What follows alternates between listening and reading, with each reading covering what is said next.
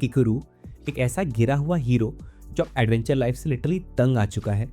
उसे बस विलेंस के साथ चिल करना है और पीसफुली अपनी जॉब छोड़ देनी है। लेकिन जब उसे रियलाइज होता है कि किसी को तो ट्रेन करके अपनी जगह छोड़नी पड़ेगी, तो वो मजबूरी में बनाता है 5 इडियोटिक औरतों का एक ग्रुप।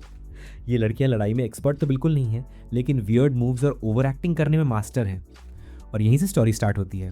तो दोस्तों, वीडियो में आगे बढ़ने से पहले, जैसा कि मैंने पिछली वीडियो में कहा था, आज मैं आप सबके कमेंट्स दिखाने वाला हूँ। ये सारे कमेंट्स उन लोगों के हैं जिन्होंने पिछले वीडियो में कमेंट किया था, तो ज़रूर देखना कहीं आपका नाम भी तो नहीं है। और जिन लोगों ने वीडियो को हाइप किया था, उनका दिल से धन्यवाद। अब आप भी नीचे कमेंट करके अपना सपोर्ट दिखाओ, हाइप पॉइंट्स दो, ताकि अगली वीडियो में मैं आपका नाम भी दिखा सकूं। चलिए अब वापस आते हैं वीडियो की मेन स्टोरी पर। एक दिन गिल्ड ऑफिसर इनोमे उससे कहती है कि उसके पास एक नया रिक्रूट है। तभी अचानक डोर फाड़ के अंदर आती है एक अजीब सी लड़की जो खुद को हिटमुकी एक मार्शल आर्टिस्ट बताती है। किकुरु उसे देख के सोचता है कि यार ये तो लिटरली ईट जितनी स्मार्ट लग रही है। लेकिन फिर भी वो कहता है ठीक है, एक मिशन पे टेस्ट करते हैं, अगर सच में लड़ सकती है तो ये मेरी जगह ले लेगी। अब दोनों निकल पड़ते हैं मिबुकी जंगल की ओर मॉन्स्टर्स की तलाश में। लेकिन बैरली 5 सेकंड अंदर जाते ही हितोमुकी को दूर से मॉन्स्टर्स का एहसास हो जाता है और वो बिना सोचे दौड़ पड़ती है। वो सोचती है इजी विन है और सीधे कूद जाती है। पर फिर क्या, मॉन्स्टर्स पलट कर उस पर ऐसे टूटते हैं कि वो लिटरली ज़मीन पर गिर जाती है। वो बचने की कोशिश करती है, लेकिन मॉन्स्टर्स उससे सांस्कृतिक आवाज़ें निकलवाने लगते हैं। अब वही वाली ऑकवर्ड सिचुएशन। फिर अचानक आसमान से नहीं बल्कि नीचे से बारिश शुरू होती है और किकुरु हक्का बक्का, ये किस प्रकार का मैजिक है भाई। वो उसे बचाने के लिए दौड़ता है, लेकिन खुद ही उसकी ट्रैप में फंस जाता है। किसी तरह संभलता है, मॉन्स्टर्स को ख़त्म करता है, पर आराम करने का मौका नहीं मिलता, क्योंकि बस कुछ कदम आगे एक और क्रीचर तैयार बैठा है। इस बार भी हितोमुखी हीरो बनने की कोशिश करती है और अकेले ही लड़ने निकल जाती है। रिजल्ट 5 सेकंड में फिर से पकड़ी जाती है। किकुरु को समझ आता है कि वो मॉन्स्टर कुछ अजीब हरकतें करने वाला है, तो वो तुरंत उसे मार देता है, इससे पहले कि हालात और ख़राब हो। लेकिन अब किकुरु ऑफिशियली तंग आ चुका है और वो डिसाइड करता है कि अब वो शिकार छोड़ ही देता है। उसी दोपहर जब वो गिल्ड वापस जाता है तो इनोमे को हितोमुखी की बेवकूफ़ी की पूरी रिपोर्ट सुनाता है। इनोमे कहती है कि उसके पास एक और कैंडिडेट है, और तभी अंदर आती है मिडीना, एक यंग मैजिशियन। कुछ दिन बाद किकुरु फिर एक नया मिशन एक्सेप्ट करता है, इस बार साथ में हितोमुखी और मिडीना दोनों। रास्ते में वो हितोमुखी को वार्निंग देता है कि किसी भी डेंजर के पास मत जाना, लेकिन ऑब्वियसली वो सुनती कहाँ है। वो अकेले स्लाइम ढूंढने निकल पड़ती है और जब फाइनली एक स्लाइम दिखता है, वो सीधे हाई बोल देती है। किकुरु बस फेस पाम करता है सीरियसली, और फिर स्लाइम उसे पकड़ लेता है। हितोमुखी खुद को छुड़ाने की कोशिश करती है, पर जब वो काउंटर अटैक मारने जाती है तो उसकी उंगलियां लिटरली टूट जाती है। वो दर्द में चिल्लाती है और एक स्लाइम उस पर झुक जाता है, दूसरा उसकी पैंट खींचने लगता है, और फिर वही ऑकवर्ड सांस्कृतिक साउंड्स। मेडिना शॉक में फ्रीज हो जाती है। किकुरु अब गुस्से में कूद पड़ता है, सब स्लाइम्स को खत्म कर देता है, लेकिन हितोमुखी के चेहरे पर अजीब एक्सप्रेशन होता है, जैसे सोच रही हो काश ऐसा ना करता, वो कम से कम ऑडियंस से ज़्यादा तालियां बजाते। लेकिन इससे पहले कुछ नॉर्मल हो, अचानक एक मेगा स्लाइम एंट्री मारता है। किकुरु चिल्लाता है, सब लोग अलर्ट रहो, ये कोई ऑर्डिनरी स्लाइम नहीं है। हितोमुखी हीरोइक पोस्ट लेके अपनी हिडन टेक्निक दिखाने की कोशिश करती है, लेकिन मेगा स्लाइम उसे इग्नोर करके सीधा मेडिना की तरफ बढ़ता है।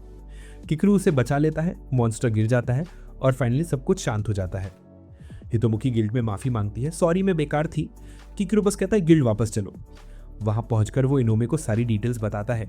बाद में मेडिना कॉल करके किकुरु को थैंक यू कहती है, लेकिन जब उसे पता चलता है कि मेडिना अभी भी स्कूल में है, तो वो लिटरली हेड डेस्क करता है, मुझे एज लिमिट बढ़वानी पड़ेगी, ये सब देखने के लिए बच्चे बहुत छोटे हैं। कुछ दिन बाद एक एक्सपीरियंस हंटर रिटायरमेंट लेकर गिल्ड छोड़ देता है और अपनी जिम्मेदारियां किकुरु पर डाल देता है। किकुरु अंदर से टूटा हुआ है, उसे लगता है अब वो खुद भी इस जॉब से कभी छुट्टी नहीं ले पाएगा। वो इनोमे से कहता है कि मुझे एक एक्सपीरियंस हंटर चाहिए अपनी टीम में, लेकिन प्रेडिक्टेबली इनोमे उसे 2 नए इडियट्स दे देती है। पहली है डाना, एक ब्लैक मैजिशियन जो काम करने में जीरो इंटरेस्ट नहीं रखती है। किकुरु झल्ला के बोलता है, मैं इस लड़की के साथ काम नहीं कर सकता, पर डाना लिटरली पकड़ के गिड़गिड़ाती है, प्लीज़ मुझे जॉब चाहिए, मैं अगली बार डिस्टर्ब नहीं करूंगी। किकुरु मजबूरी में मान जाता है। अब टीम फिर से जंगल की ओर निकलती है। हितोमुखी पूछती है, मेडिना आज क्यों नहीं आई? किकुरु कैजुअली कहता है वो स्कूल से छुट्टी ले रही थी, पढ़ाई से थक गई थी। फिर उसे याद आता है, वेट, हितोमुखी तो 3 दिन से नॉन स्टॉप काम कर रही है। हितोमुखी स्माइल करती है, आई एम फाइन, और तभी उसे एक मॉन्स्टर दिखता है। वो फिर से बिना सोचे दौड़ पड़ती है। कुछ ही मिनटों में वो मॉन्स्टर के ट्रैप में फंस जाती है। किकुरु को अब कोई शौक नहीं लगता, उसे पता था ये होने वाला है। वो डाना की तरफ हेल्प मांगने के लिए मुड़ता है, लेकिन डाना बोलती है आई एम टायर्ड और लिटरली उसे शूट कर देती है। उधर मॉन्स्टर हितोमुखी पर वियर्ड हरकतें कर रहा होता है, लेकिन किकुरु एक परफेक्ट एरो मारता है और उसे वही खत्म कर देता है। हितोमुखी रोते हुए माफी मांगती है, सॉरी मैं फिर से जल्दीबाजी कर गई। किकुरु बस कामली कहता है, जो लोग खुद का ख्याल नहीं रख सकते उन्हें दूसरों की चिंता करने का हक नहीं। इतना सुनकर हितोमुखी थोड़ी इमोशनल हो जाती है। सॉरी। किकुरु उसके सर पे हाथ रख के मुस्कुराता है, रिलैक्स, मुझे तुम्हारी फिक्र है। दाना, जो अब तक कूल बनी हुई थी, अचानक ईर्ष्या में भर जाती है और किकुरु को थपथपाने का मन करता है, लेकिन किकुरु शांत रहकर कहता है, पहले देखते हैं तुम किस चीज से बनी हो। और तभी संयोग से उनके पीछे नजर आता है एक मॉन्स्टर डेन, जहां सैकड़ों जिपर रैबिट मॉन्स्टर्स रहते हैं। कुछ ही पल में वही खरगोश मॉन्स्टर्स बाहर निकल आते हैं। हिदेमुखी को वे इतने क्यूट लगते हैं कि वो अपनी गार्ड नीचे कर देती है और यहीं से उसकी गलती शुरू होती है, क्योंकि अगले ही सेकंड वो एक सरप्राइज अटैक की शिकार बन जाती है। किकुरु चौंक जाता है, ये जिपर रैबिट्स इतने एंग्री क्यों हैं?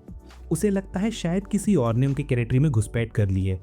तभी दाना को याद आता है कि वो पहले भी ऐसे रैबिट्स की देखभाल कर चुकी है, लेकिन तभी एक जिपर रैबिट आकर सीधे उसके चेहरे पर पंच कर देता है। वो पूरी तरह भड़क जाती है। गुस्से में दाना अपना मैजिक अनलीश करती है और उन पर एनर्जी ब्लास्ट चलाती है, मगर अजीब बात यह है कि उसका कोई अटैक सीधा हिट नहीं करता। बाद में किकुरु नोटिस करता है कि उसके स्पेल्स में एक हिडन लिमिटर लगा हुआ है। वो उसे कामली समझाता है, फायरिंग से पहले अंदाजा लगाओ दुश्मन कहाँ मूव करेगा। दाना कोशिश करती है ध्यान लगाने की, लेकिन तभी उसकी नज़र पड़ती है एक शॉकिंग सीन पर। एक जिपर रैबिट हिदेमुखी का केक खा रहा होता है और दूसरा उसका मिल्क टीज कर रहा होता है। किकुरु पूरा सीन देखता है और लिटरली स्पीचलेस हो जाता है, जबकि दाना का गुस्सा लेवल 100 पे पहुंच जाता है, क्योंकि बाकी रैबिट्स अब हिदेमुखी को ट्रैम्पलिन की तरह यूज़ कर रहे होते हैं। वो चिल्लाती है, रुको, लेकिन रैबिट्स उसे पकड़कर एक पेड़ से बांध देते हैं और उसका सारा दूध पीने लगते हैं। उसी पल किकुरु के दिमाग में एक डार्क जोक आता है, अब मुझे ओनली फैंस की ज़रूरत नहीं। लेकिन इससे पहले कि दाना पूरी तरह लूज कंट्रोल करे, वो अपनी स्टाफ उठाती है और एक मैसिव एनर्जी ब्लास्ट छोड़ती है, जिससे पूरा एरिया लिटरली उड़ जाता है। सीन कट होता है गिल्ड में वापस। दाना अब किकुरु को ओपनली एक्सपोज करती है कि वो लड़ाई में बस तब इंटरेस्ट लेती है जब जिपर रैबिट्स इन्वॉल्व होते हैं। अनॉम शॉक में रह जाती है, उसे लगा था किकुरु कम से कम किसी को बचा तो लेगा। तभी एंट्री होती है एक नई कैरेक्टर की, हाना, एक आर्मर्ड नाइट। अनोम बताती है कि यही वो न्यू रिक्रूट है जिसके बारे में उसने पहले बात की थी। हाना मुस्कुराती है और बताती है कि दाना उसकी बचपन की दोस्त है। फिर वो सबसे अपना प्रॉपर इंट्रोडक्शन देती है। किकुरु को पता चलता है कि हाना कॉम्बैट में एक्सपर्ट है, तो वो इंस्टेंटली एक्साइटेड हो जाता है। उसे लगता है फाइनली कोई है जो मेरी जगह ले सकती है। वो उसे अपनी पार्टी में रिक्रूट कर लेता है, लेकिन बाद में पता चलता है कि हाना असल में एक फेमस गेमिंग कंपनी की एरेस है। अब हाना बार बार कहती है कि वो एक नॉर्मल इंसान की तरह ट्रीट होना चाहती है, लेकिन किकुरु के लिए ये ऑलमोस्ट इम्पॉसिबल है, क्योंकि उसके रॉयल बॉडीगार्ड्स हर वक्त उसे घेरे रहते हैं। और किकुरु के मन में डर बैठ जाता है कि अगर उसने गलती से उसे छू भी लिया तो गार्ड्स उसे जिंदा गाड़ देंगे। मिशन से पहले गार्ड्स उसे साइड में खींच लेते हैं और कहते हैं, प्लीज़ हाना को सेफ वापस लाना। एक गार्ड ये भी कहता है कि दाना से हाना के बारे में पूछ लेना, क्योंकि उसका एक ऐसा रूप है जो सिर्फ उसके करीबी लोग ही देख पाते हैं। थोड़ी देर बाद किकुरु दाना को ढूंढने जाता है, लेकिन पता चलता है कि वो तो पार्टी छोड़कर वीडियो गेम्स खेलने चली गई है। अब किकुरु अकेला रह जाता है हाना और हिदेमुकी के साथ। वो कैजुअली हाना से कहता है, let's see what you are made of. तभी हिदेमुकी को एक स्लाइम मिल जाता है। जैसे ही वो उसे मारने जाती है, किकुरु आगे बढ़कर स्लाइम को खुद ही खत्म कर देता है और एक्सक्यूज देता है, मेरे हाथ खुद चल पड़े। अगली बार भी वही रिपीट होता है।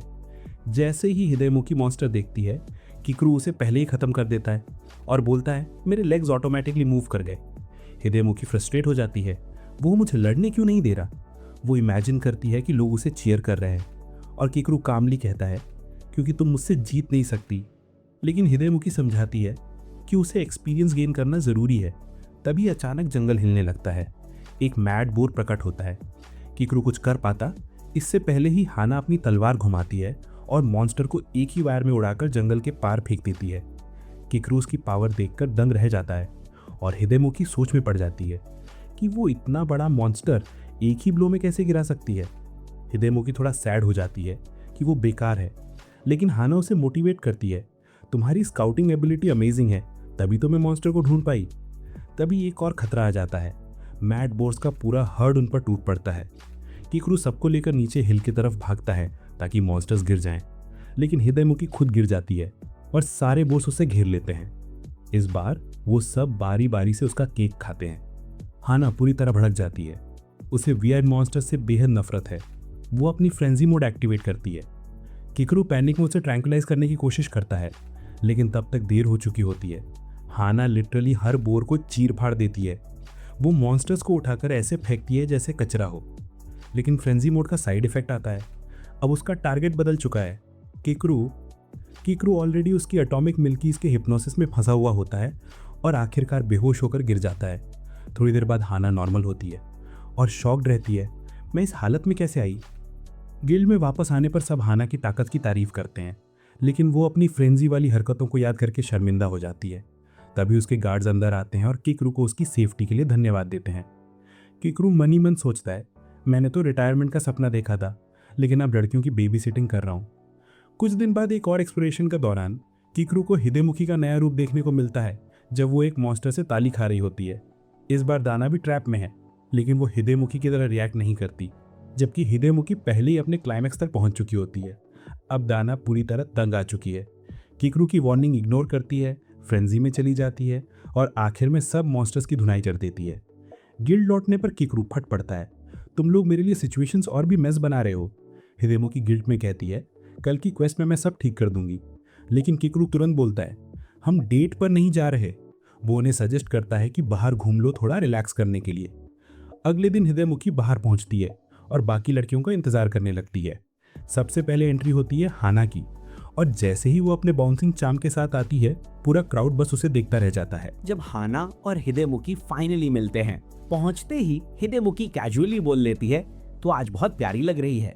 हाना मुस्कुराती तो है, लेकिन अगले ही पल थोड़ा असहज महसूस करती है, क्योंकि उसे लगता है कि हिदेमुखी के कपड़े कुछ ज्यादा ही खुले हुए हैं। वो थोड़ा कंफ्यूज होकर पूछती है, ऐसे कपड़े क्यों पहने हैं? हिदेमुखी हंसते हुए कहती है, क्योंकि ऐसे में मूव करना इजी होता है। हाना के चेहरे पे थोड़ा डिसबिलीव दिखता है और वो कहती है, चल तेरे लिए कुछ नए कपड़े खरीदते हैं। इतने में वहां डाना आ जाती है और जैसे ही वो इन दोनों को देखती है, वो इंस्टेंटली रिग्रेट करती है कि वो इतनी जल्दी क्यों आ गई, क्योंकि दोनों का वाइब देखकर उसे लगता है जैसे उसने किसी ऑकवर्ड मिक्सटेप में एंट्री मार दी हो। थोड़ी देर बाद हाना को एहसास होता है कि मदीना अभी तक नहीं पहुंची। डाना कैजुअली बोलती है, वो अभी स्टूडेंट है, थोड़ी देर में आ जाएगी।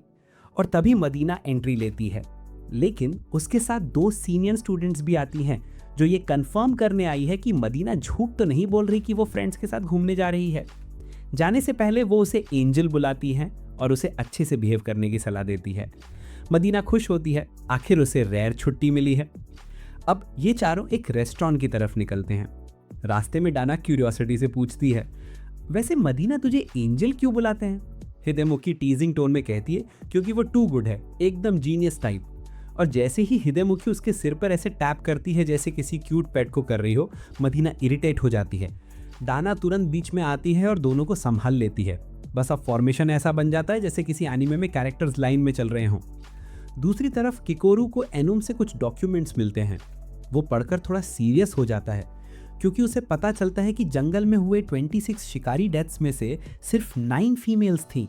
उसे याद आता है कि जिन मॉन्स्टर्स से वो लड़ा था, वो लड़कियों पर वैसे अटैक नहीं कर रहे थे जैसे किसी और पर।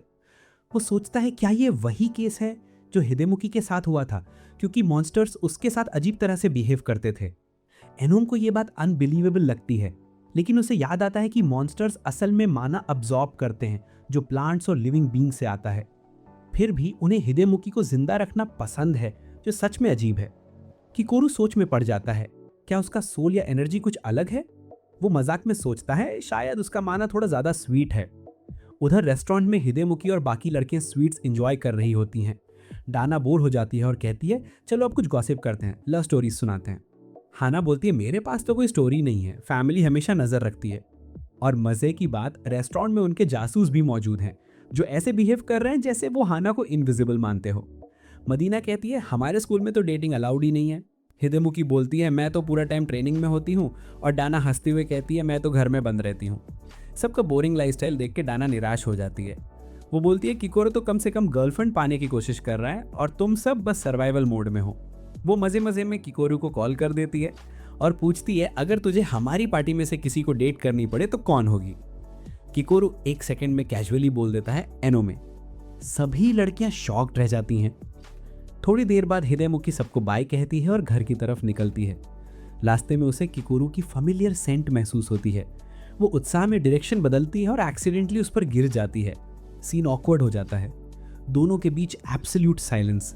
फिर दोनों रियलाइज करते हैं कि ये सिचुएशन समझाना इम्पॉसिबल है। इतने में डाना आ जाती है और अपने बड़े कैमरे से फोटो ले लेती है। बाकी लड़कियां शॉक में फ्रीज और बस वही मोमेंट वायरल वाइब ले लेता है।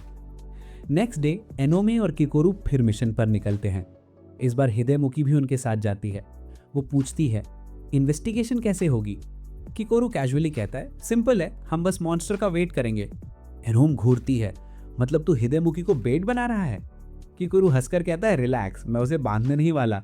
हिदेमुकी एक मॉन्स्टर का पीछा करते हुए आगे बढ़ती है, लेकिन अचानक एक हिडन पिट में गिर जाती है। जैसे ही वो बाहर निकलने की कोशिश करती है, पीछे से एक स्नेक रेंगता हुआ आता है। वो मुश्किल से उसे अपने टारगेट से रोक पाती है, लेकिन तभी उसका दूसरा सिर धीरे धीरे ऊपर आता है और उसे चौंका देता है। ये सब देखकर इनोमे एकदम स्टन्ड ले जाती है। इस बीच किकुरू बड़ी शेमलेसली उस पूरे सीन का मजा ले रहा होता है, जब तक कि इनोमे उसे कुछ करने के लिए डांट नहीं देती। लेकिन वो उसे इग्नोर करता है और याद दिलाता है कि उन्हें अब भी अपनी इन्वेस्टिगेशन पूरी करनी है। जैसे जैसे इनोमे उस पर दबाव डालती है, किकुरू आखिरकार एक्शन लेने के लिए तैयार होता है। लेकिन तभी इनोमे को एक और स्नेक दीवार से पकड़ लेता है।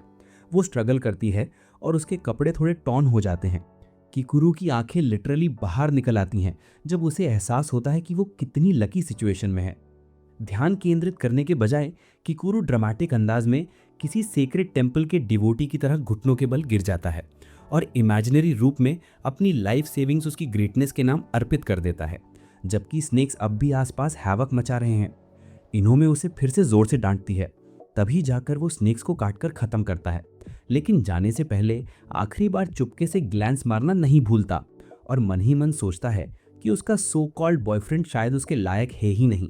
जब वो आखिरकार खुद को संभालता है, इनोमे उसे याद दिलाती है कि उन्हें अब हिदेमुकी को ढूंढना है। दोनों मिलकर उसे रेस्क्यू करते हैं। वो अब भी पिट में फंसी होती है और स्नेक से बचने की कोशिश कर रही होती है। दिन के अंत में सभी गिल्ड में वापस लौट आते हैं। वहाँ हिदेमुकी ये जानकर शॉक्ड रह जाती है कि इनोमे की एक डॉटर है जिसका नाम असिन है। असिन तुरंत किकुरू को गले लगा लेती है, जैसे वो उसका रियल फादर हो, क्योंकि उसका असली पिता तो हर किसी के पीछे भागने में बिजी रहता है। उसे इस बात का बिल्कुल अंदाजा नहीं कि किकुरू अब उसकी माँ के बहुत करीब आ चुका है। कुछ महीनों बाद किकुरू गिल्ड क्लिनिक में अपनी रेगुलर मेडिकल चेकअप पूरी करता है, लेकिन जैसे ही वो जाने वाला होता है, नर्स रित्सिमी उससे डॉक्टर की जगह टेम्परेरीली काम करने की रिक्वेस्ट करती है, क्योंकि डॉक्टर उस दिन बाहर गए हुए हैं। रित्सिमी कहती है कि बस 4 पेशेंट्स हैं, कुछ ज़्यादा नहीं। किकुरू इनिशियली मना करता है और सजेस्ट करता है कि डॉक्टर को कॉल करके आने का वेट कर लें, लेकिन रित्सिमी सहाय करते हुए कहती है कि उसके पास फ़ोन ही नहीं है। आखिरकार किकुरू मान जाता है। रित्सिमी उसके फेस को बैंडेजेस से कवर कर देती है ताकि गिल्ड के दूसरे हंटर्स उसे पहचान ना सकें। जब किकोरो को मेडिकल चेकअप करने की जिम्मेदारी दी जाती है, जबकि उसे खुद ही नहीं पता कि असल में ये काम कैसे होता है।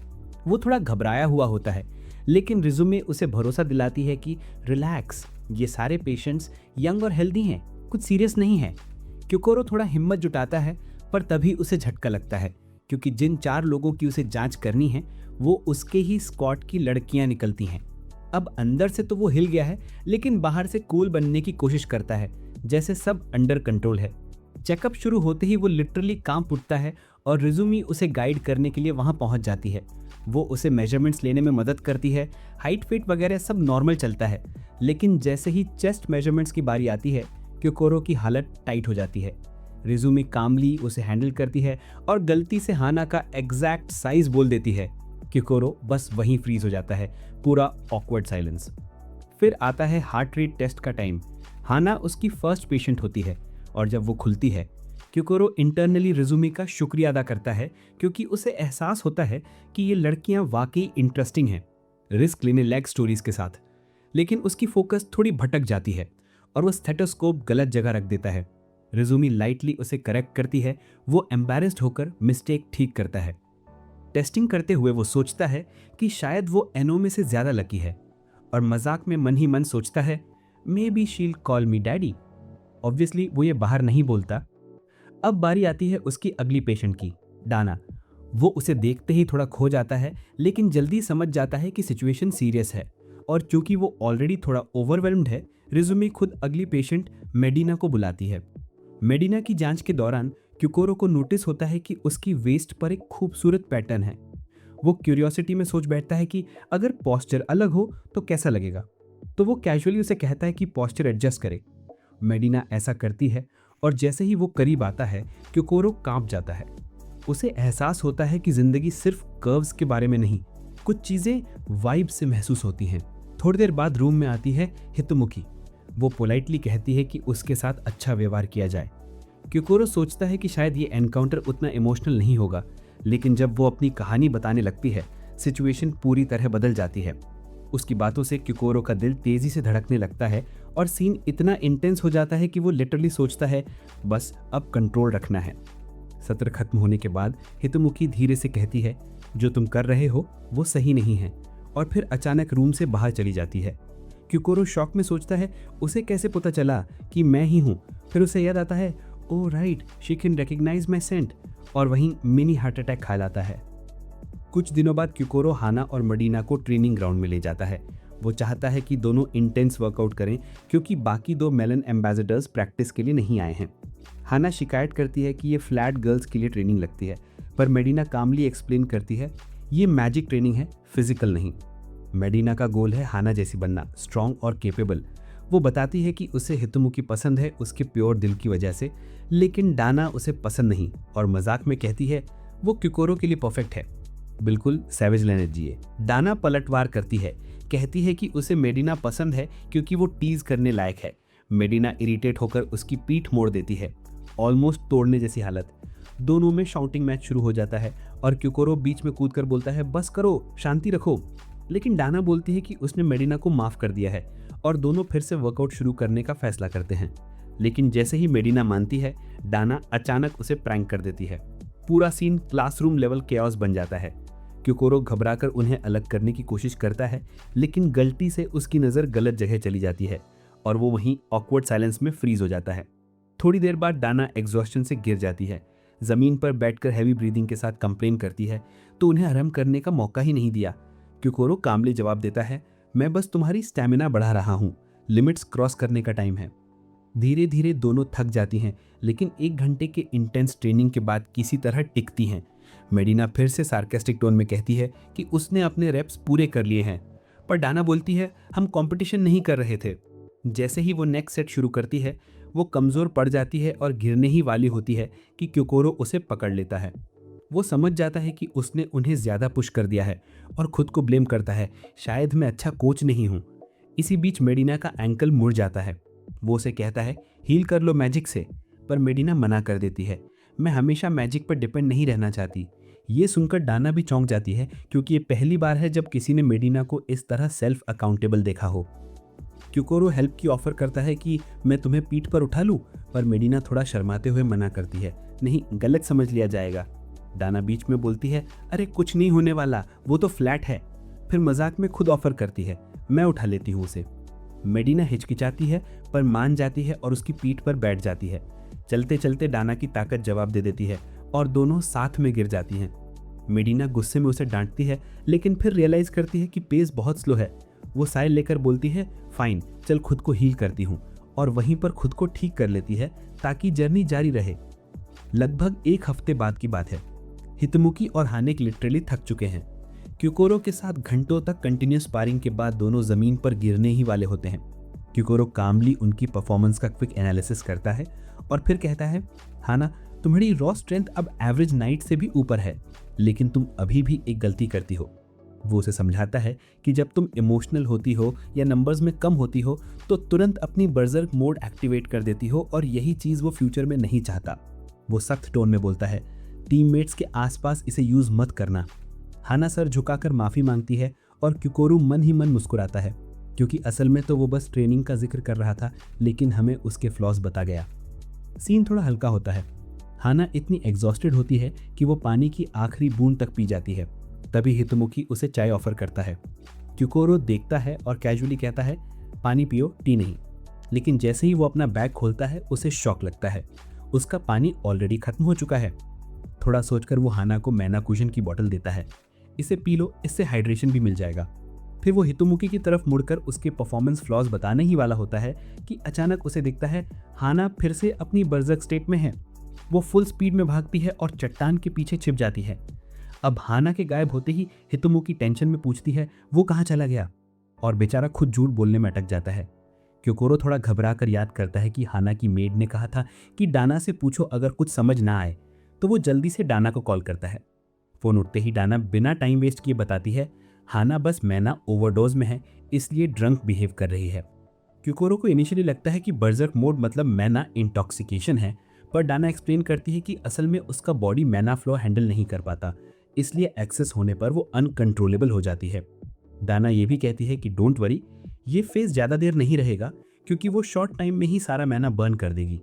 लेकिन तभी क्योकोरो की नज़र उस चट्टान की ओर जाती है जहां हाना हितोमुकी को कॉन्स्पिरेसी करने वाला समझकर लिटरली उसे कॉर्नर कर लेती है। वो उससे पूछताछ करने लगती है कि क्यों मेरा मिल्क एक्टिवेट नहीं हुआ अब तक। हितोमुकी पीछे हटती है और घबरा कर कह लेती है क्योकोरो नज़दीक है। वो उसे बचाने के लिए झूठ बोलने की कोशिश करती है, पर हाना उसका कॉलर पकड़ लेती है और खुद चेक करने लगती है कि वो सच बोल रही हैं या नहीं। क्योकोरो दूर से ये पूरा सीन देखकर सोचता है ओके, ये डेफिनेटली साइंस से बाहर का मामला है। फोन के दूसरी तरफ डाना हंसकर कहती है शायद तुम उसके लिए स्पेशल हो, लास्ट टाइम भी जब वो बर्जरक हुई थी तुमने उसे हक किया था और वो काम हो गई थी। क्योकोरो डाउट में पूछता है क्या वो सच में मुझसे प्यार करती है। डाना प्लेफुल टोन में कहती है पता लगाने का एक ही तरीका है, इंजर्ड बनकर उसके सामने जाना। और फिर सीन सिनेमैटिक बन जाता है। क्योकोरो खुद को थोड़ा घायल दिखाने के लिए फेक इंजरी करता है और हाना के पास जाने का नाटक करता है, लेकिन जैसे ही वो उसे देखती है नॉर्मल होने के बजाय रोने लगती है और फिर उसका ब्लड पीने की कोशिश करती है ये सोचकर कि इससे उसे कंफर्ट मिलेगा। क्योकोरो तुरंत उसे रोक देता है और ऑकवर्डली कहता है रुको, इससे पहले कि सिचुएशन और वियर्ड हो जाए। हाना क्यूरियोसिटी में पूछती है क्या तुम ठीक हो गए। क्योकोरो अपने चेहरे की तरफ इशारा करता है क्या ये फेस ठीक दिख रहा है, और तभी हाना उसे ज़मीन पर पटक देती है और उसका फेस पकड़कर करीब झुक जाती है। एक पल के लिए सीन फ्रीज हो जाता है। क्योकोरो खुद को समझाने की कोशिश करता है ये बस फर्स्ट एड है, बस फर्स्ट एड। लेकिन अगले ही सेकंड हाना को होश आता है। वो रियलाइज़ करती है कि वो क्या कर रही थी और फिर क्योकोरो की सॉलिड बीटिंग शुरू हो जाती है। कुछ दिन बाद क्योकोरो जंगल में होता है और देखता है कि उसकी पूरी स्क्वाड सिवाय मडीना के किसी बिजार सीन में उलझी हुई है। मॉन्स्टर्स उन्हें घेर चुके हैं और वो खुद सोच रहा होता है कि काश मेरे पास बेबी ऑयल होता, ये तो लिटरली मैडनेस है। वो ऑब्जर्व करता है कि लड़कियां मेरे बिना कोऑर्डिनेशन खो चुकी हैं, हर कोई अपनी वीकनेस से एक दूसरे को ड्रैग कर रही हैं। पहले सीन में हाना एक जाइंट लायन बेयर से लड़ने वाली होती है, पर डाना गलती से उस पर लाइटनिंग स्पेल चला देती है। हिटोमुकी हेल्प करने जाती है पर खुद ट्रैप में फंस जाती है। मडीना डर के मारे रोने लगती है और उसकी आवाज़ पूरे जंगल में गूंज जाती है। बाकी मॉन्स्टर्स भी अट्रैक्ट हो जाते हैं। फिर सबसे पहले डाना गिरती है, उसे स्लाइम मॉन्स्टर्स पकड़ लेते हैं। उसके बाद हाना कोलैप्स करती है और अंत में हिटोमुकी लिटरली केक लेकर गिरती है। हाँ, उसका सीन थोड़ा एब्सर्डली फनी है, लेकिन जब डाना तंग आ जाती है वो फुल पावर स्पेल कास्ट करती है और 3 मील रेडियस तक सब कुछ उड़ा देती है। दूर से क्योकोरो ये देख रहा होता है और सोचता है क्या इसे जीत कहा जा सकता है या बस सर्वाइवल। बाद में जब सब उसके अपार्टमेंट की ओर लौट रहे होते हैं, डाना प्राउडली कहती है फाइनल ब्लो मेरा था सो ऑब्वियसली विक्ट्री मेरी। हिटोमुकी सॉफ्टली कहती है तुमने हमें बचाया। मडीना सरकास्टिक टोन में ताली बजाती है और डाना पर ब्लेम डालती है कि उसने हाना पर अटैक किया था। सीन टेंस हो जाता है, लेकिन क्योकोरो बीच में आता है बस करो, पहले खाना खाओ। सब टेबल पर बैठते हैं और खाना खाते हैं। क्योकोरो एक बाइट लेकर बोलता है वाओ, ये किसने बनाया। बाकी सब अग्री करते हैं कि टेस्ट अमेजिंग है। हिटोमुकी मुस्कुराकर कहती है मैंने। डाना टीज करते हुए कहती है देखा, प्रॉपर हाउसवाइफ मटेरियल है। और फिर कैजुअली क्योकोरो से पूछती है क्या तुम किसी ऐसी लड़की को डेट करना चाहोगे जो खाना बनाना जानती हो। क्योकोरो थोड़ा ऑकवर्ड होकर बात घुमा देता है, लेकिन डाना उसकी वाइब समझ जाती है और उसी टॉपिक पर वो अनाउंस करती है चलो फिर देखते हैं कौन बेस्ट कुक है। Cooking competition time. क्योकोरो तीनों को एक टेढ़ी नज़र से देखता है और अंदर ही अंदर सोचता है कि अगर मैंने इनका बना खाना खा लिया तो शायद मैं खुद भी पक जाऊं। उसे साफ दिख रहा था कि इनमें से किसी को भी कुकिंग की ज़रा भी समझ नहीं है, लेकिन फिर भी मदीना और हाना उस कुकिंग कंपटीशन में उतरने का फैसला करती हैं और अगले दिन के लिए इंग्रेडिएंट्स जुटाने निकल पड़ती हैं। अगली सुबह मदीना रसोई में पहुंचती है और फुल कॉन्फिडेंस के साथ खाना बनाना शुरू करती है। पहले तो मांस काटती है, फिर मसालों की जगह गलती से सोया सॉस और शुगर डाल देती है, और वो भी एकदम रैंडम क्वांटिटी में।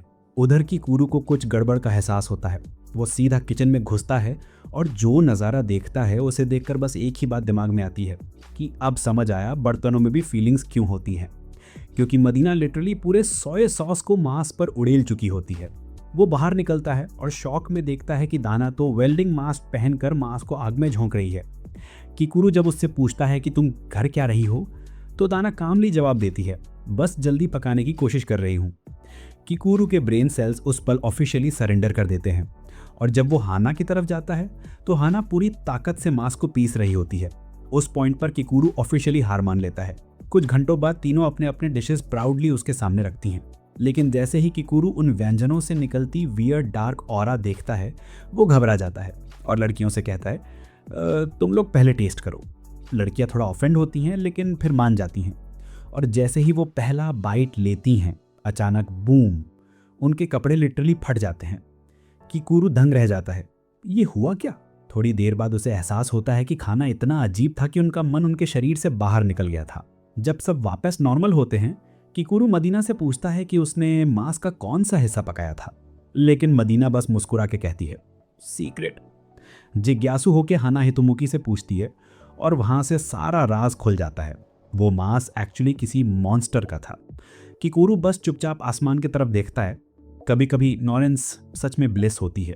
अगले हफ्ते हितोमुकी और मदीना किकुरू के साथ जंगल में एक्सपेडिशन पर निकलते हैं।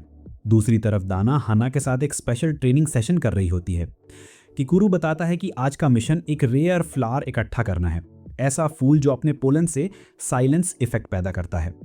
मदीना सोच में पड़ जाती है, मतलब अगर मैं उस फूल के पास गई तो बोल नहीं पाऊंगी, लेकिन किकुरू इसे कैजुअल लेता है। रिलैक्स, कोई बड़ा मिशन नहीं है, मॉन्स्टर्स इन्वॉल्व नहीं है। वो हितोमुकी से कहता है कि आइज ओपन रखो, लेकिन जैसा हमेशा होता है हितोमुकी फिसल जाती है और ज़मीन पर गिर पड़ती है। मदीना तुरंत हेल्प के लिए आती है और हीलिंग स्पेल कास्ट करने की बात करती है, पर हितोमुकी मना कर देती है। मैंने एक रेयर हीलिंग टेक्निक सीखी है। किकुरू क्यूरोसिटी से देखता है और शॉक में पड़ जाता है जब वो अपने चक्रा से खुद को हील कर लेती है। किकुरू को एकदम मार्शल आर्ट्स फ्लैशबैक आता है। ये तो बिल्कुल ट्रेडिशनल टेक्निक जैसी लग रही है। वो पूछता है कि ये कैसे पॉसिबल है, तो मदीना एक्सप्लेन करती है कि वो एक वाइट मेज है और अपनी शक्ति सेक्रेड बर्ड वेनीस से लेती है, जो रिवाइवल एनर्जी का कंट्रोलर है।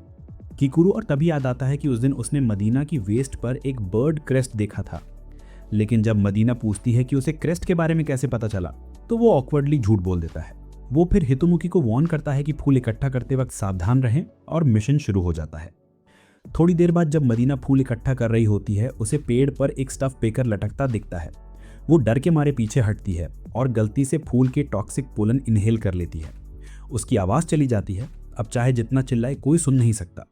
वो हितोमुकी को सिग्नल देने की कोशिश करती है, लेकिन हितोमुकी को लगता है कि वो बस मज़े कर रही है, और वो भी हाथ हिला के आगे बढ़ जाती है। मदीना लिटरली रोने की हालत में आ जाती है। उसे याद आता है कि स्टफ बेकर को शाइनी चीज़ें पसंद है, तो वो अपनी मैजिक वॉन्ड देने की कोशिश करती है, लेकिन क्रिएचर पूरी तरह इग्नोर करके सीधा उसकी तरफ बढ़ता है और उसे बाइंड कर देता है। उसके टेंड्रल्स मदीना को पकड़ लेते हैं और वो स्ट्रगल करती रहती है, पर जहरीले आहार की वजह से उसकी आवाज़ बिल्कुल नहीं निकलती। वो डर से कांप रही होती है, और जब हालात और बिगड़ने वाले होते हैं तभी किकुरू वहाँ पहुँचता है और बिजली की तरह उसे बचा लेता है। थोड़ी देर बाद हितोमुकी भी वहाँ आ जाती है और उसकी आंखों में आंसू आ जाते हैं, क्योंकि उसे एहसास होता है कि मदीना सच में खतरे में थी। किकुरू थोड़ा ओवर कॉन्फिडेंट हो गया था। उसने हिदेमुकी पर पूरी तरह ट्रस्ट कर लिया था और अब उसे गिल्ट हो रहा है कि शायद वही गलती थी। जब वो मदीना के जख्म देखता है तो समझ जाता है कि वो खुद को हील नहीं कर सकती क्योंकि वो स्पेल्स पढ़ नहीं पा रही। तो किकुरू से कहता है तू बस शांत रहे, हम शहर पहुंचते ही सब ठीक कर देंगे। अब सीन थोड़ा इमोशनल हो जाता है। हिदेमुकी सॉफ्टली बोलती है कि उसे माफ कर दो, वो एक और हीलिंग टेक्निक ट्राई करना चाहती है। किकुरू थोड़ा कंफ्यूज सा एक ट्री के पीछे हाइड हो जाता है और तभी हिदेमुकी एकदम बोल्ड मूव लेती है। वो अपने कपड़े उतारती है और मदीना को हग कर लेती है। उसके मैजिक से कुछ ऐसा होता है कि मदीना की बॉडी में वार्मथ फैल जाती है और उसकी वॉइस वापस आने लगती है। मदीना पहले तो शॉक में होती है, पर फिर रियलाइज करती है कि हिदेमुकी ने सच में उसे हील कर दिया है। हिदेमुकी की आंखों में आंसू आ जाते हैं। उसे लगता है कि वो पहले मदद कर सकती थी लेकिन लेट हो गई। मदीना मुस्कुराकर कहती है तू बेस्ट हीलर है, तू सपोर्ट रोल के लिए बनी है, फाइटर बनने के लिए नहीं। इमोशनल मोमेंट चलता है, लेकिन हिदेमुकी थोड़ा हर्ट फील करती है क्योंकि उसे मार्शल आर्टिस्ट बनना था। किकुरु उससे कहता है तू लड़ाई के लिए परफेक्ट नहीं है, तेरे पास ऐसे डिस्ट्रैक्शंस हैं जो बैटल फील्ड पे काम नहीं आते। हिदेमुकी थोड़ा एम्बैरेस्ड हो जाती है और सीन कट होता है। थोड़ा आगे बढ़ते हैं, मदीना घर लौटती है रेस्ट लेने के लिए, लेकिन उसे पास्ट मेमोरी सताने लगती हैं। वो कोशिश करती है उन फीलिंग से निकलने की, लेकिन अंदर का कॉन्फ्लिक्ट उसे परेशान कर देता है। वो हेल्प के लिए पुकारती है, फिर रियलाइज करती है कि अगर बाकी सर्वेंट्स ने उसे ऐसे देख लिया तो सीन ऑकवर्ड हो जाएगा, तो वो प्रिटेंड करती है कि सब ठीक है। नेक्स्ट डे किकुरु गिल्ड पहुंचता है। वो पूछता है कि बाकी लड़कियां कहाँ हैं। उसे बताया जाता है कि वो मेडिकल चेकअप के लिए गई हैं। किकुरु को याद आता है कि पिछली बार तो डॉक्टर वही था। वो सोचता है नो वे, फिर से वही सीन रिपीट ना हो जाए, तो वो क्वाइटली बाहर निकल जाता है। लेकिन तभी एचिन आती है और उसे डेट पर चलने के लिए कह देती है। किकुरु ऑकवर्ड हो जाता है। वो सोचता है कि यार ये मुझे प्रपोज कर रही है क्या। एचिन बोलती है आई लव यू, और भाई किकुरु तो पूरा मिसअंडरस्टैंडिंग में चला जाता है। उसे लगता है कि लड़की को उसका सॉसेज पसंद आ गया है। डेनोइक स्टोरी भी करूंगा, डोंट वरी। वो तुरंत डिफेंसिव मोड में चला जाता है, नहीं नहीं ऐसा कुछ नहीं है। फिर सीन फनी हो जाता है। वेन आके क्लैरिफाई करता है कि भाई वो तेरे और अपनी मॉम एनॉम के साथ डेट पर जाना चाहती है ताकि तू उसका नया डैड बन सके। एनॉम सुनते ही लिटरली टेबल पर अपना हेड मार देती है। व्हाट, मैं किकुरु से शादी नहीं करूंगी। किकुरु जमीन पर गिर पड़ता है पूरा एम्बैरेस्ड। लेकिन जब एनॉम अचानक बेहोश हो जाती है, किकुरु उसे गिल्ड क्लिनिक ले जाता है। क्लिनिक वाला सीन थोड़ा क्यूट है। एचिन कहती है कि एनॉम को फीवर है इसलिए उसे हल्के कपड़े पहनने चाहिए। एनॉम मान जाती है, लेकिन बोलते कि कपड़े किकुरु बदलेगा। किकुरु समझ जाता है कि कुछ गड़बड़ है और तुरंत कर्टन खींच देता है ताकि कुछ विजिबल ना हो। वो टेंशन में याद करता है कि पहले एनॉम के साथ क्या ऑकवर्ड मोमेंट्स हुए थे और सोचता है कि शायद यही उसकी फेट है। एनॉम के कपड़े बदलने के बाद किकुरु कर्टन खोलता है और उसे सोड पकड़े खड़ी दिखता है। सीन ड्रामेटिक है लेकिन थोड़ा फनी भी है। वेन उसे बोलता है कि एनॉम का बॉडी टेम्परेचर चेक करो। किकुरु मजबूर होकर करता है क्योंकि एचिन बाहर भाग जाती है। किकुरु थोड़ा इमोशनल फील करता है क्योंकि उसे लगता है कि एनॉम की आईज लिटरली कह रही हैं कि मुझे समझो, और वो खुद को रोक नहीं पाता। तभी एनॉम रियलाइज करती है कि वो भी थोड़ा इमोशनल हो गई है और बोलती है कि शायद उसे आराम चाहिए। किकुरु उसकी हेल्प करता है कामली और सरप्राइजिंगली अपने इमोशंस कंट्रोल कर लेता है। एनॉम उसे सॉफ्टली थैंक्स कहती है और दोनों के बीच थोड़ा ऑकवर्ड लेकिन स्वीट साइलेंस बनता है। तब भी हैसिन और रिजिमी अंदर आ जाती हैं और पूरा सीन गड़बड़ हो जाता है। रिजिमी किकुरु को थैंक करती है, लेकिन किकुरु उसे जल्दी बाहर ले जाता है ताकि कोई गलतफहमी ना हो जाए। बाहर रिजिमी बताती है कि उसे पिछले हॉस्पिटल से निकाल दिया गया था क्योंकि उसने किकुरु के साथ जो किया था वो पकड़ा गया था। असल में असली डॉक्टर को याद नहीं था कि हैना का कप साइज कितना बड़ा था और इसी कंफ्यूजन की वजह से रिजिमी की जॉब चली गई थी। वो किकुरु को बताती है कि उसने उसकी पहचान गुप्त रखी है ताकि कोई इशू ना हो। इस बीच हैसिन रिजिमी को बाहर ले जाती है ताकि किकुरु और एनॉम अकेले बात कर सके। एनॉम थोड़ी नजर रखती है उन पर, लेकिन किकुरु कहते हैं बस अब आराम करो। दोनों में हल्की बहस होती है और फिर एक्सीडेंटली एनॉम उस पर गिर जाती है। सीन फनी है लेकिन थोड़ा रोमांटिक भी बन जाता है। जब हैसिन अंदर आती है, एनॉम हंसकर कहती है तू मेरे छोटे भाई जैसा है। कुछ दिनों बाद दो नए हंटर्स सेनलेक और नियो आते हैं। वो बताते हैं कि उनका एक साथी जंगल में गायब है क्योंकि वहां डेडली रिपल स्पाइडर घूम रही है। डाना को बुलाया जाता है क्योंकि वो इस मॉन्स्टर से फाइट करने के लिए परफेक्ट है। किकुरु पूरी स्ट्रैटेजी एनालाइज करता है, स्ट्रेंथ, वीकनेस सब कुछ, लेकिन सेनलेक डर जाता है और निकल जाता है। नियोमी कहता है कि किकुरु टैलेंटेड है पर स्पाइडर अनबीटेबल है। किकुरु हंस देता है, चैलेंज एक्सेप्टेड। वो अपनी पूरी टीम को जंगल में ले जाता है पर डाना को अलग भेजता है ताकि बाकी गर्ल्स सेफ रहें। जाने से पहले वो हैना को वार्न करता है कि वो अपनी अनकंट्रोलेबल पावर यूज ना करे। डाना चलते चलते थोड़ा रिग्रेट फील करती है कि उसे रेस्क्यू टीम में क्यों भेजा गया, तो किकुरु कहता है क्योंकि तेरी अटैक पावर ही स्पाइडर की अलर्ट सेंस को कंफ्यूज करेगी। किकुरु अपनी टीम को बताता है कि उन्हें एक ओल्ड हंटिंग टेक्निक इस्तेमाल करनी होगी। प्लान ये था कि वो स्पाइडर को ट्रिक करके बाहर निकालेगा और फिर उसे आग की लपटों से सराउंड करेगा। जैसे ही वो प्लान सेट करता है, उसके माइंड में एक थॉट आता है, बाकी लड़कियां सेफ होंगी ना, और कैमरा वहीं कट करता है दूसरी तरफ। वहां हितोमोकी बुरी तरह रिपेल स्पाइडर के वेब में फंस चुकी होती है और मदीना हैरान कि ये कैसे फंस गई जबकि उसी ने तो हमें वार्न किया था कि स्पाइडर के बर्फ से दूर रहो। मदीना उसे निकालने की कोशिश करती है लेकिन वेब इतना स्टिकी और सॉलिड होता है कि वो खुद ट्रैप हो जाती है। और आयरनी देखो, बाहर निकलने के चक्कर में वो गलती से ऐसा मूव कर देती है कि सीन थोड़ा ऑकवर्ड लगने लगता है। उधर हैना ये पूरा मोमेंट देखती है और शॉक रह जाती है, भाई ये क्या चल रहा है। पर सिचुएशन सीरियस थी, वो जल्दी से मैट निकालती है और वेब जलाने की कोशिश करती है। दूसरी तरफ डाना भी एक्शन में आ चुकी थी। वो स्पाइडर के जाले में आग लगा देती है लेकिन उसे ये नहीं पता कि स्पाइडर दूर से सब ऑब्जर्व कर रही है। कुछ सेकंड्स बाद ही स्पाइडर जंप करती है और फुल स्पीड में अटैक करती है। किकुरु इंस्टेंटली रिएक्ट करता है, लाइटिंग स्पीड में डाना को बचा लेता है, खुद जहरीला वार को झेलकर।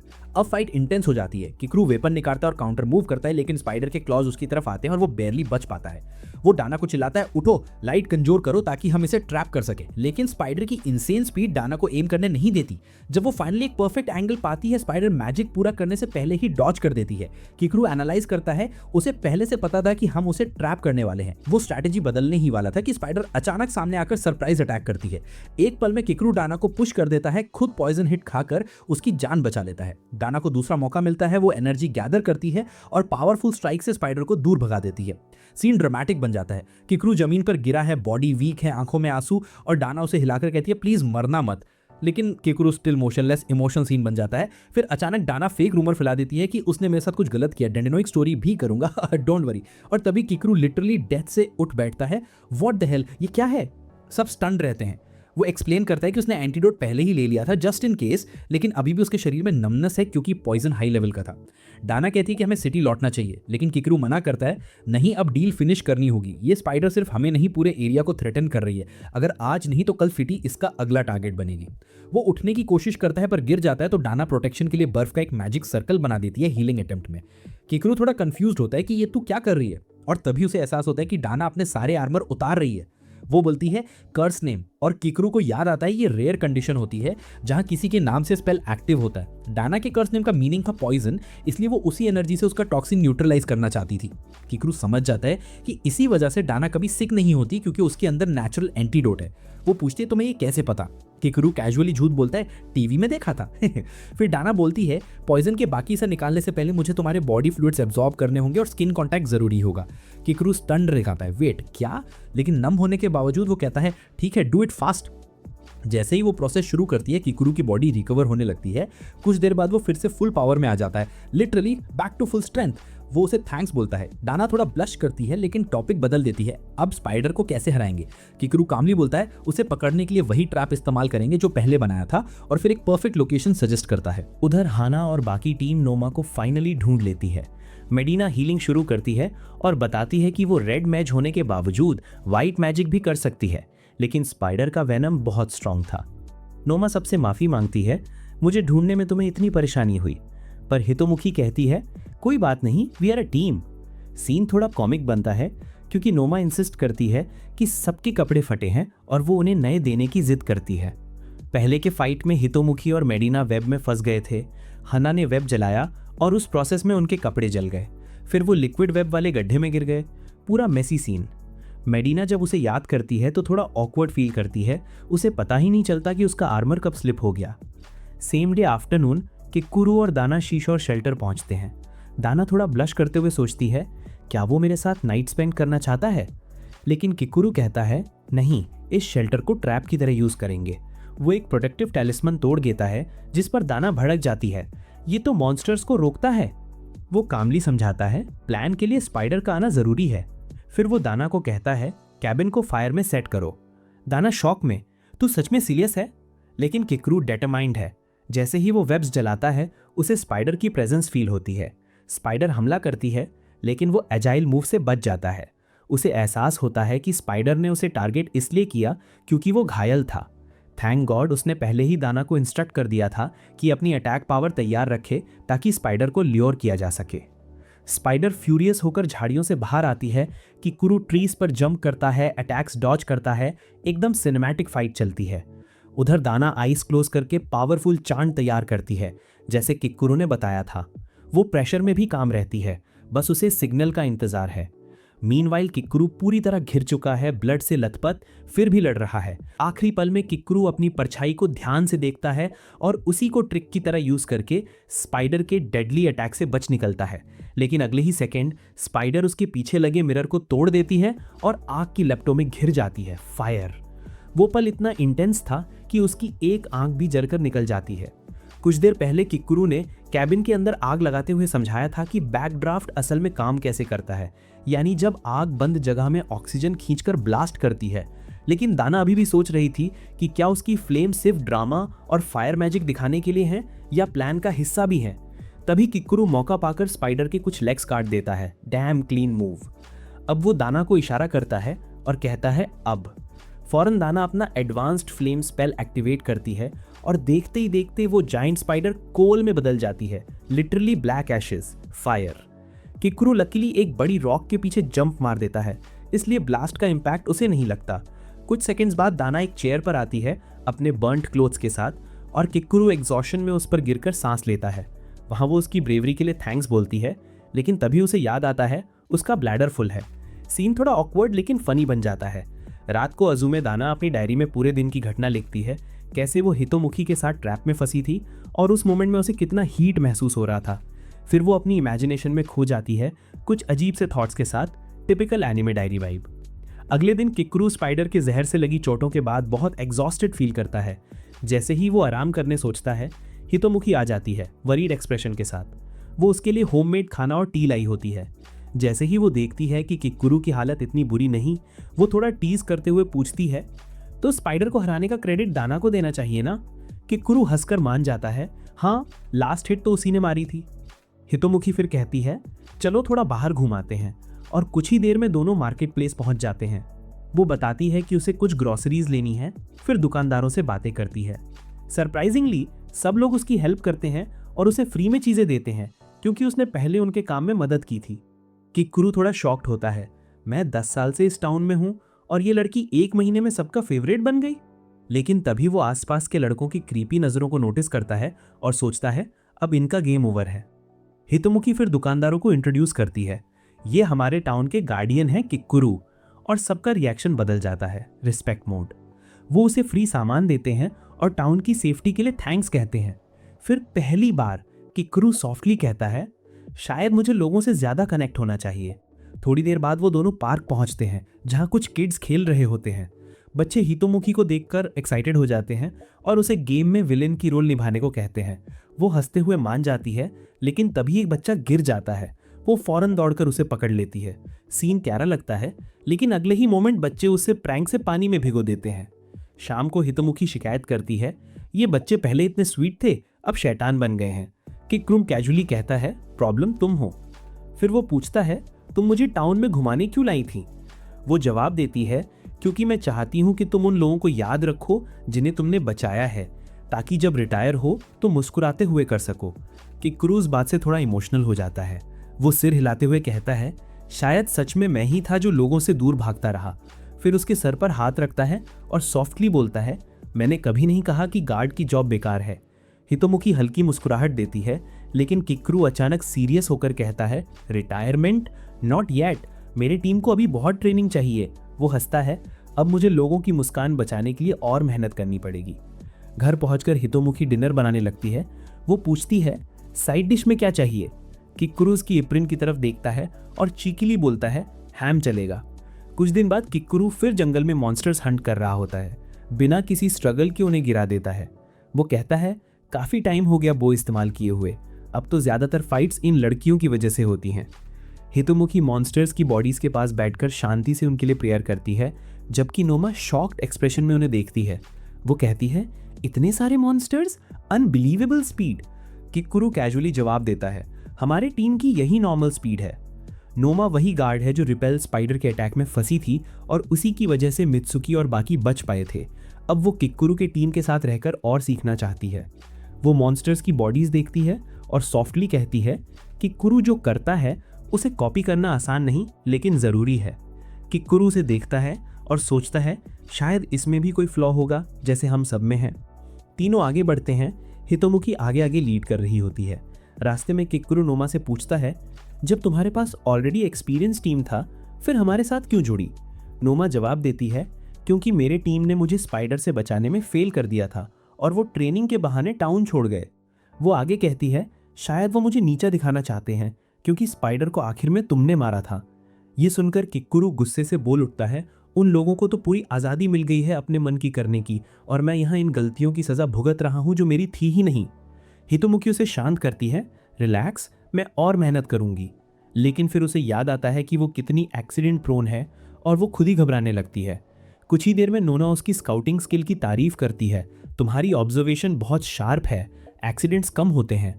अचानक हितोमुखी जमीन पर कुछ वाइब्रेशन फील करती है, वेट, नीचे कुछ मूव कर रहा है, और अगले ही सेकेंड वो होमलेस स्नेक्स की ट्रैप में गिर जाती है, जहां मोरी और उसकी टीम एक क्रीपी लुकिंग स्नेक मॉन्स्टर से लड़ रहे होते हैं।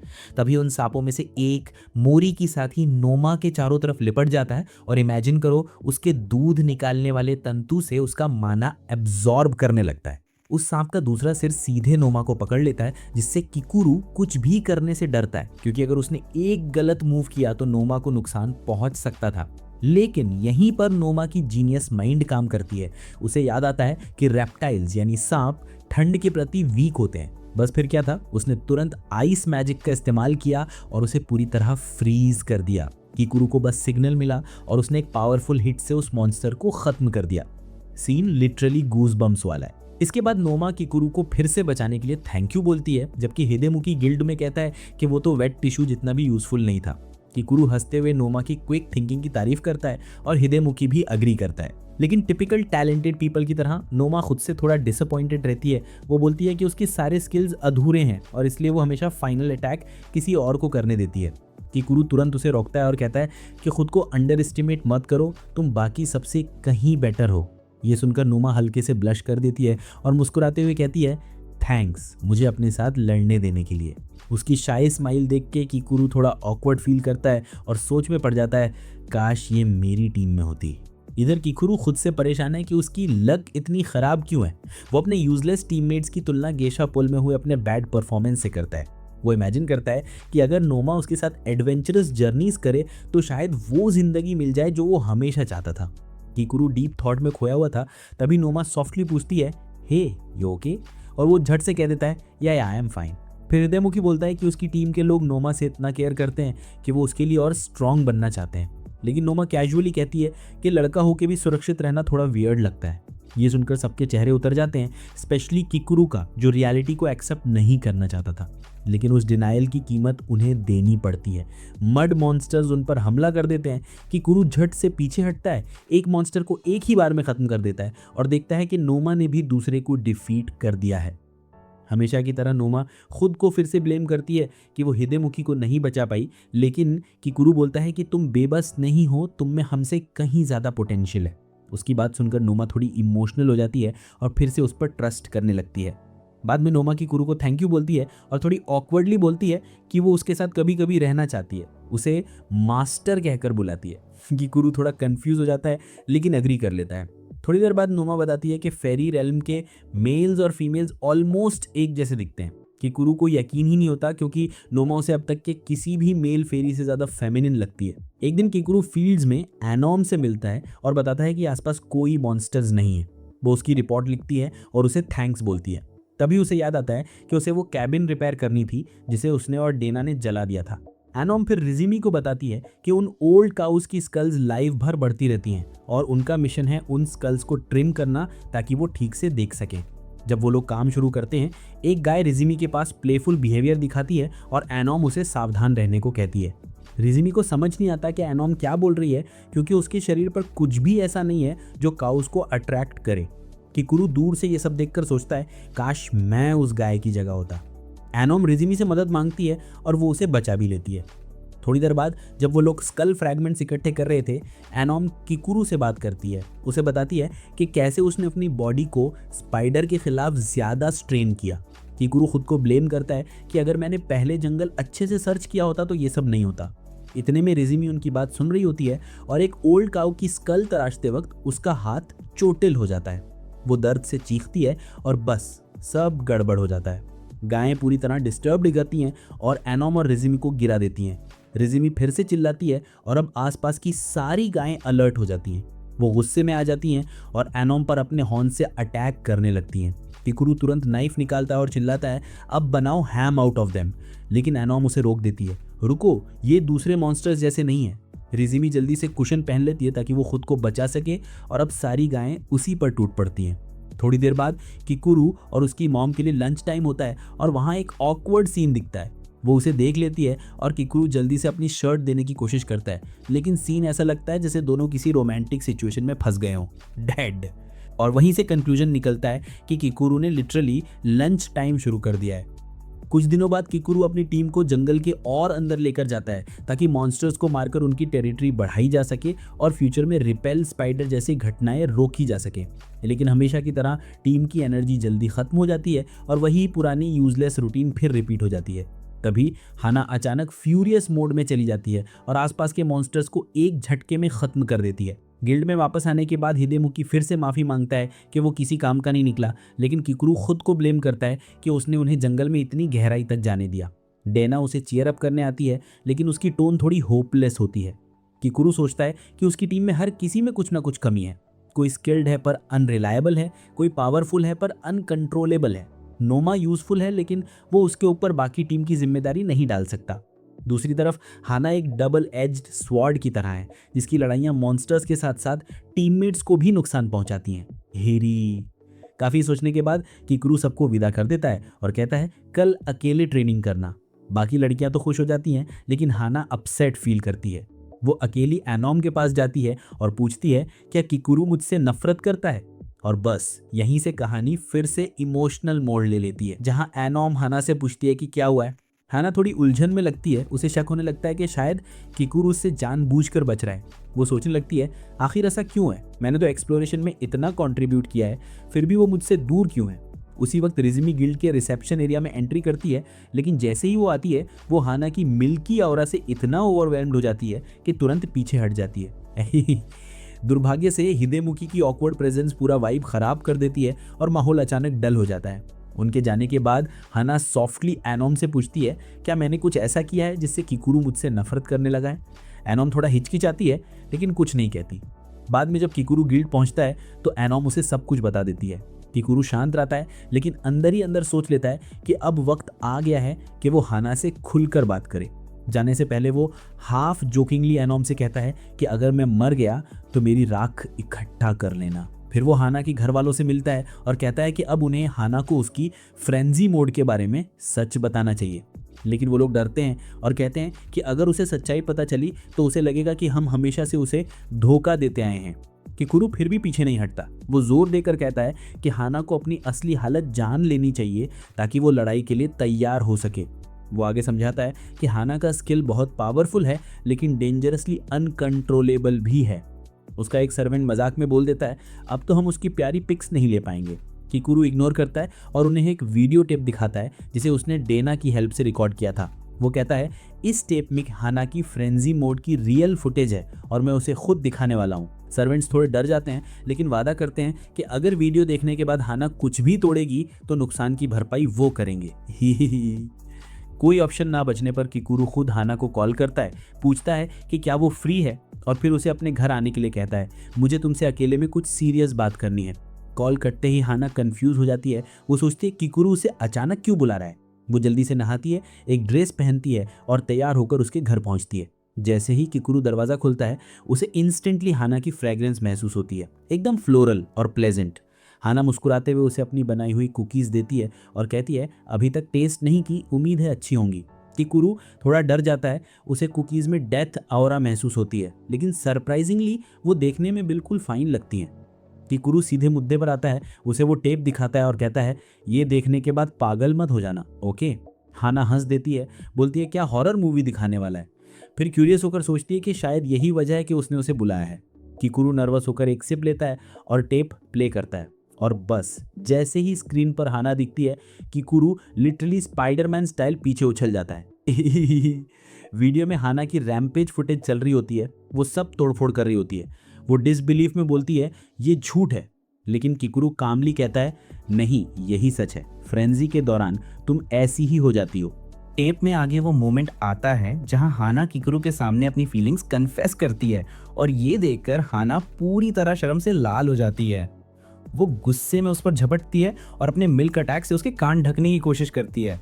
किकुरु बचने की कोशिश करता है लेकिन वो इतनी पावरफुल होती है कि लगभग उसे चोक कर देती है। आखिर में किकुरु किसी तरह कुकी जार पकड़कर उसके मुंह में ठूस देता है और बस उसी पल उसका फ्रेंजी मोड ब्रेक हो जाता है। वो धीरे धीरे काम होती है और एनर्जी खो देती है।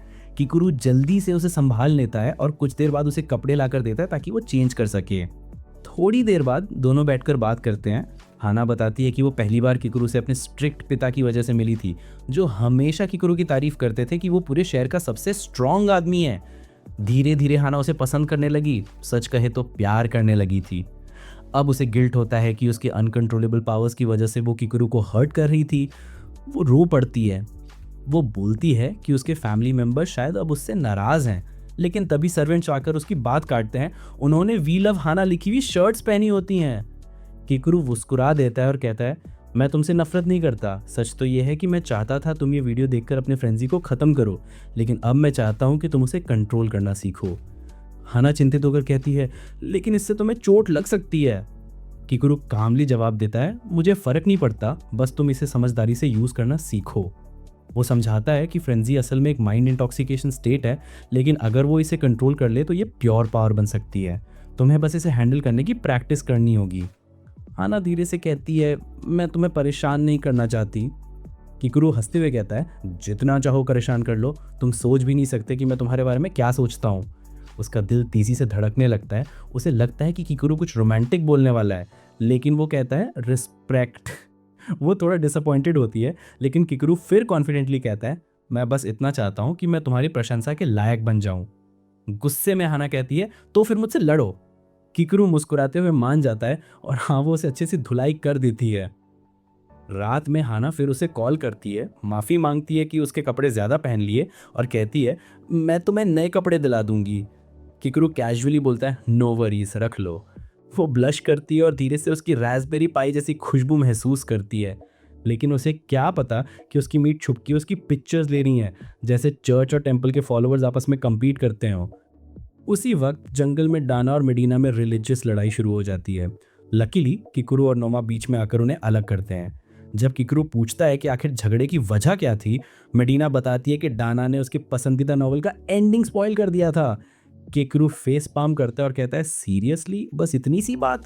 वो डाना को माफ़ी मांगने को कहता है, लेकिन डाना हंसते हुए बोलती है, मैंने झूठ बोला था, वो किताब तो मैंने पहले ही पढ़ ली थी। मेडिना फिर भी नखरे दिखाती है और सोचती है कि नोमा उसे वियर्ड समझेगा। वो जल्दी से बोलती है, मैं पागल नहीं हूँ, सीरियसली। नोमा हंसते हुए कहता है, रिलैक्स, मैं ऐसा नहीं सोचता, बस अगली बार सराउंडिंग्स पे ध्यान देना। दोनों थोड़े कंफ्यूज्ड हैं, सोचते हैं कि आखिर मेडिना उन्हें इतना अंडर एस्टिमेट क्यों करती है। तभी किकुरु को पता चलता है कि नोमा दरअसल रेड विजर्ड्स की एक मेंबर है, जो चर्च और टेम्पल के बीच मीडिएटर का काम करती है। किकुरु हंसते हुए कहता है कि नोमा तो मेडिना के लिए परफेक्ट मॉडल है, बस फर्क इतना है कि वो मेल है। ये सुनते ही डाना थोड़ी शॉक में आ जाती है और सीधा नोमा से पूछ लेती है कि क्या ये सच है। लेकिन मेडिना जो सिचुएशन समझ ही नहीं पाती, डाना को रूड बोल देती है और उसका मजाक उड़ाने लगती है। लेकिन बस कुछ ही पल बाद मेडिना की मुस्कान गायब हो जाती है, क्योंकि नोमा कंफर्म करती कि हाँ, वो एक लेडी बॉय है। मेडिना लिटरली आइडेंटिटी क्राइसिस में चली जाती है, पर खुद को संभालने की कोशिश करती है और कहती है, फाइन, मैं इसे एक नॉर्मल लड़की की तरह ही बिहेव करूंगी। लेकिन तभी अचानक बैकग्राउंड में मॉन्स्टर अटैक का अलार्म बज उठता है। किकुरु तुरंत एक्शन में आता है और वहां पहुंचता है। तभी एक क्रीपी सा प्लांट मॉन्स्टर डाना की तरफ बढ़ता है और उस पर हमला कर देता है, पर नोमा अपनी जान दांव पे लगाकर उसे पुश करके बचा लेती है और खुद फंस जाती है। अब मॉन्स्टर्स उसका ह्यूमिलिएशन शुरू कर देते हैं, उसका सारा एनर्जी चूसने लगते हैं।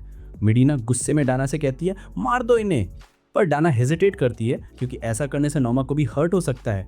वो एक स्टोन उठाती है और थ्रो करती है, पर बैड लक से वो नोमा को ही लग जाता है। नोमा पूरी कोशिश करता है अपनी आवाज़ दबाने की, ताकि बाकी मॉन्स्टर्स अलर्ट ना हो जाएं। सब थोड़े टेंस हो जाते हैं और डिसाइड करते हैं कि किकुरु का इंतजार करते हैं, क्योंकि शर्ली उसने इतना नॉइस तो सुन ही लिया होगा। लेकिन उससे पहले दूसरे मॉन्स्टर्स आ धमकते हैं और सीधा लड़कियों पर टूट पड़ते हैं। जैसे किकुरु वापस उस जगह पहुंचता है, उसके होश उड़ जाते हैं। मॉन्स्टर्स लिटरली सबकी एनर्जी ऐसे चूस रहे होते हैं जैसे सक्यूबस चैनल के एक्सट्रीम सीन्स चल रहे हों। किकुरु फौरन अपने अटैक से सारे क्रीचर्स को खत्म कर देता है और उन्हें प्योर डिस्ट्रक्शन से बचा लेता है। जब सबको होश आता है, नोमा सॉफ्टली माफ़ी मांगती है कि उसने सबको ट्रबल में डाल दिया, लेकिन किकुरु पूरा ब्लेम खुद पर ले लेता है। कहता है, ये तुम्हारा फर्स्ट मिशन था, गलतियां होना नॉर्मल है। नोमा थोड़ा गिल्टी फील करती है और कहती है कि उसे डर है उसने सबको अनकंफर्टेबल कर दिया, लेकिन डाना उसे हंसते हुए कहती है, डोंट वरी, किकुरु का हीरोइक एंट्री तो सबके दिमाग में प्रिंट हो चुका है। किकुरु इरिटेशन में बोल उठता है कि उसने मेडिना की स्टूपिड क्रिटिसिज्म से बचने के लिए कुछ नहीं देखा था, लेकिन डाना चीकली बोल देती है, बस छुआ था। अब जब किकुरु डिनाइल में कुछ नहीं कहता, मेडिना उसे घूरती है और डिसगस्टेडली बोलती है, यूर ग्रॉस। कुछ देर बाद बैटलफील्ड में किकुरु एनोमे को हाना की फ्रेंजीड स्टेट दिखाता है और बताता है कि उस हालत में हाना के अटैक से बचने के लिए उसे लिटरली अपनी पूरी ताकत लगानी पड़ती है। हाना अचानक उस पर जंप करती है और उसकी बोन्स ऑलमोस्ट क्रश कर देती है, लेकिन एनोमे अपनी लुलाबाई गुनगुनाती है और हाना वहीं सो जाती है। एनोमे हैरान रह जाती है, उसे यकीन नहीं होता कि किकुरु जैसे एक्सपीरियंस फाइटर हाना से इतना स्ट्रगल कर रहा है। किकुरु कामली जवाब देता है, एक्सपीरियंस में सिखाया है, बिना दुश्मनी वाले एनिमी सबसे डेंजरस होते हैं। फिर एनोमे बोलती है कि भले ही हाना ने मॉन्स्टर्स के अगेंस्ट इतने किल्स किए हों, लेकिन उसे पार्टी के बाहर काम नहीं करना चाहिए। फिर वो थोड़ा टीजिंग टोन में पूछती है, वैसे हाना तुमसे इतना प्यार क्यों करती है? किकुरु ऑकवर्डली कहता है, अरे वो बस एडमिरेशन है। इनोमे मुस्कुराती है और समझाने की कोशिश करती है कि ये फीलिंग्स फ्रेंडशिप से थोड़ी ज़्यादा हैं, लेकिन किकुरु जिसे पहले ही सिन ने इमोशनली हर्ट किया था सिंपली मान लेता है कि हाना बस उसका बहुत रिस्पेक्ट करती है। इसी बीच हिस्सेन को पता चलता है कि उसकी मॉम एक्चुअली किकुरु और हाना के साथ फील्ड में है और उसे डर लगने लगता है कि कहीं हाना उसकी मॉम और किकुरु के रिश्ते को मिस ना कर दे। रिजीमो पहले तो किकुरु का डिफेंस करती है, लेकिन जब उसे याद आता है कि किकुरु ने एक बार कहा था कि वो नोकोर्स में दफन होना चाहता है तो वो अचानक अपनी बात वापस ले लेती है। अब हिस्सेन सीरियस हो जाती है और तय करती है कि वो उन सब पर नज़र रखेगी।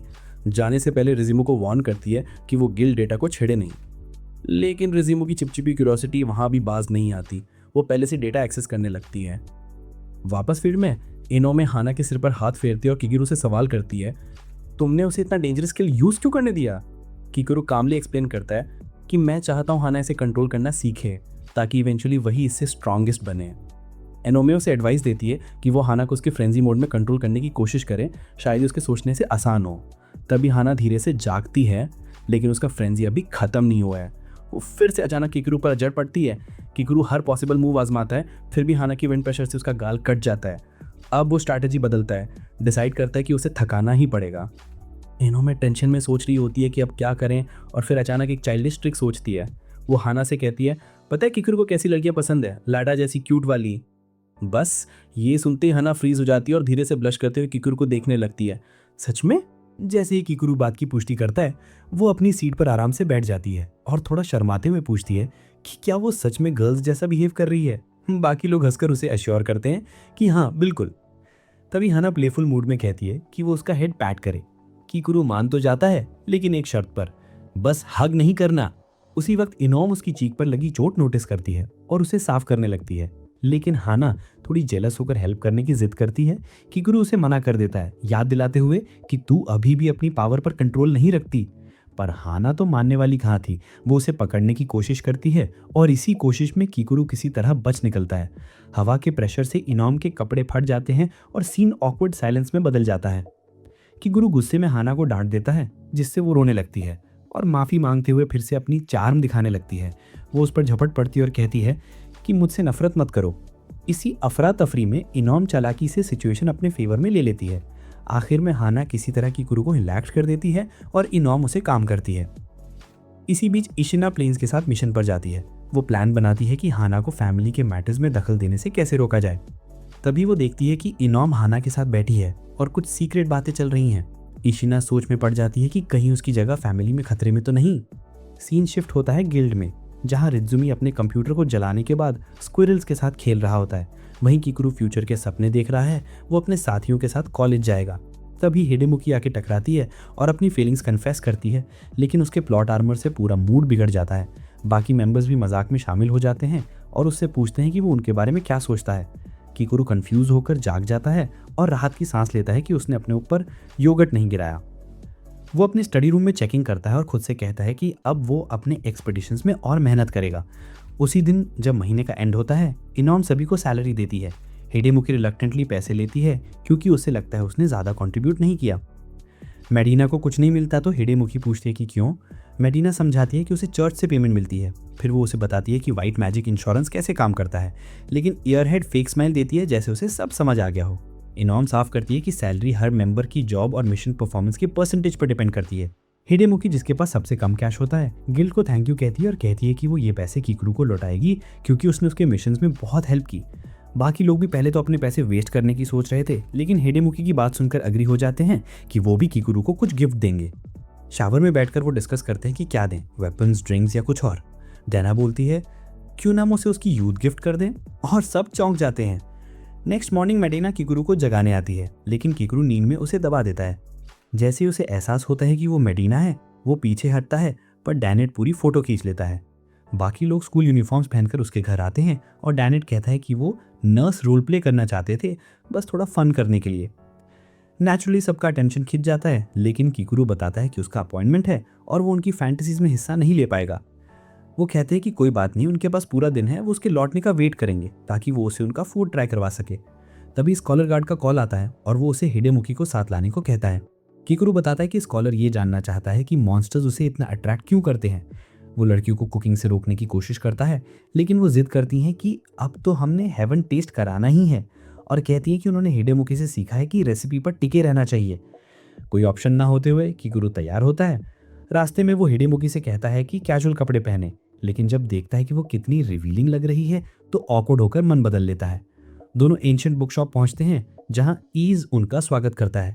ईज तुरंत किकुरु की तरफ इशारा करता है और हिडेमुकी को कॉस्प्ले में भूल जाता है। किकुरु की स्टोरी सुनकर ईज कंफर्म करता है कि ये इनॉम की रिपोर्ट से मैच करती है। फिर वो बताता है कि हिडेमुकी एक्चुअली वर्ल्ड से कनेक्टेड है। किकुरु कंफ्यूज्ड होकर पूछता है मतलब।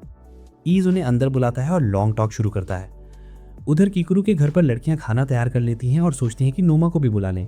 सब कुछ ठीक चलता है जब तक डैना ये ना सोच ले कि अगर वो किसी रेसिपी से खाना बना रही है तो क्या वो रेसिपी क्रिएटर की हो जाएगी। हाना उसे समझाने की कोशिश करती, लेकिन डैना का लॉजिक इतना ट्विस्टेड था कि दोनों शॉर्ट सर्किट हो जाती हैं। बुक स्टोर में ईज एक्सप्लेन करता है कि इंसान हवा से सीधर एब्जॉर्ब करके उसे माना में बदलते हैं और हर चीज़ में कुछ ना कुछ माना होता है। कुछ क्रीचर्स उसी पे डिपेंड करते हैं, लेकिन मॉन्स्टर्स जो माना एब्जॉर्ब नहीं कर पाते उन्हें प्लांट्स या वीक बींग्स को खाना पड़ता है। फिर वो बताता है कि सीधर कनेक्शन हर इंसान में अलग होता है, इसीलिए उनकी माना एब्जॉर्प्शन रेट भी डिफरेंट होती है।